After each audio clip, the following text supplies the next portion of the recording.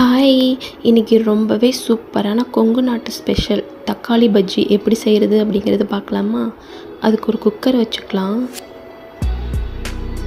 Cooker நல்லா சூடானதும் oil ஊற்றிக்கலாம்.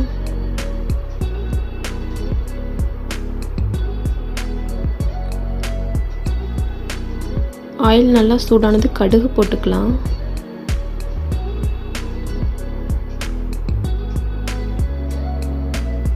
கடுகு நல்லா பொரிஞ்சு வந்ததும் சீரகம் சேர்த்திக்கலாம். சீரகம் நல்லா பொரிஞ்சு வந்ததும் இதில் ஒரு பெரிய வெங்காயம் கட் பண்ணி சேர்த்துருக்கேன்.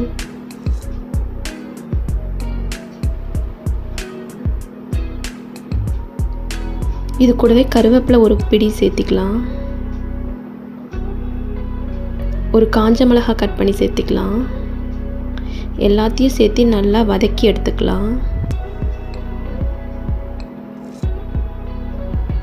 எல்லாமே சேர்ந்து நல்லா வதங்கி வரட்டும். வதங்கி வந்துருச்சு. இப்போ இது கூடவே ஒரு 5-6 தக்காளி சேர்த்திக்கலாம்.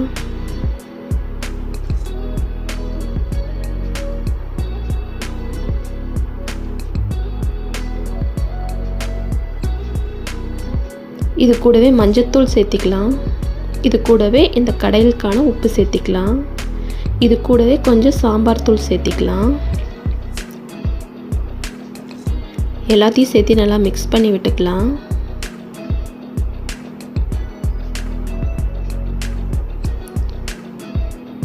ஒரு 5 நிமிஷம் கொஞ்சம் வதங்கி வரட்டும்.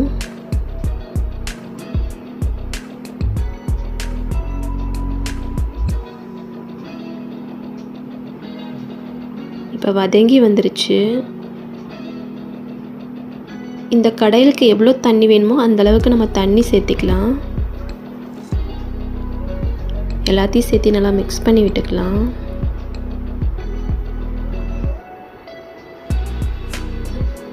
குக்கர் மூடி போட்டு 5 விசில் விட்டு எடுத்துக்கலாம்.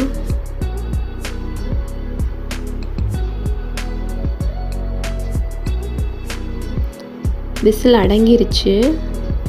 ஓப்பன் பண்ணி பார்க்கலாம்.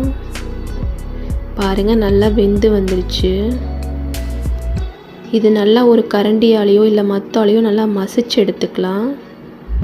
மசிச்சு எடுத்துட்டு நான் காட்டுறேன். நல்லா மசிச்சு எடுத்தாச்சு. உப்பும் கரெக்டாக இருந்தது. அவ்வளோதாங்க, ரொம்பவே சூப்பரான கொங்கு நாட்டு ஸ்பெஷல் தக்காளி பஜ்ஜி ரெடி ஆகிடுச்சு. இந்த மாதிரி நீங்களும் ட்ரை பண்ணி பாருங்கள். இந்த வீடியோ பிடிச்சா லைக் பண்ணிக்கோங்க. டாட்டா.